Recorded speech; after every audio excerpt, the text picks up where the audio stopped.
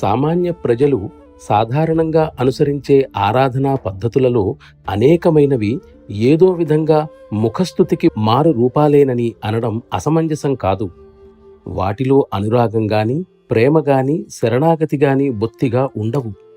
స్పష్టంగా వారు చేసేదంతా తమను తాము తృప్తిపరచుకోవడానికే గాని వారు ఆరాధించే దేవుళ్లను తృప్తిపరచటం కోసం మాత్రం కాదు.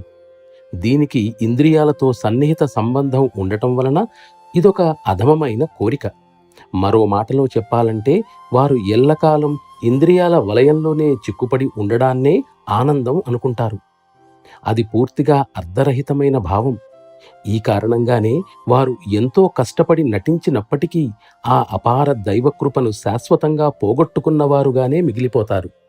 నేను ఇవన్నీ మీకు వివరించి ఇటువంటి బాహ్యమైన ముఖస్థుతిపరమైన ప్రదర్శనలు లేసమాత్రం కూడా హృదయంలోని అంతరంగ చైతన్యాన్ని జాగృతం చేయలేవు అనే విషయాన్ని మీ దృష్టికి తీసుకురాదలుచుకున్నాను. ఇవన్నీ ప్రాపంచిక కోరికలు, ఇంద్రియాలకు సంబంధించినవే. వీటికి అంతం లేదు. ఎందుకంటే ఒక కోరిక తీరిన వెంటనే దాని స్థానంలో మరొక కోరిక పుడుతుంది.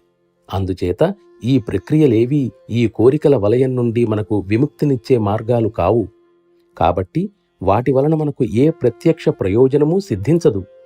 నిజమైన భక్తిలో ఇంద్రియాలకు సంబంధించిన ఏ కోరిక ఉండదు. ఇది నిజమైన తపన ద్వారా కార్యాన్వితం అవుతుంది.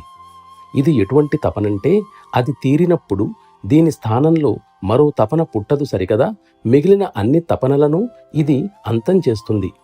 ఆ విధంగా అది మనం చేరవలసిన మన గమ్యమైన మన స్వగృహం యొక్క నిజమైన స్మరణ అవుతుంది. నియమం ప్రకారం స్వగృహపు ధ్యాస హృదయంలో దైవస్మరణను సజీవంగా ఉంచుతుంది. అలాగే దైవస్మరణ స్వగృహపు ధ్యాసను సజీవంగా ఉంచుతుంది. ఆ విధంగా నిజానికి ఈ అంతం లేనిది.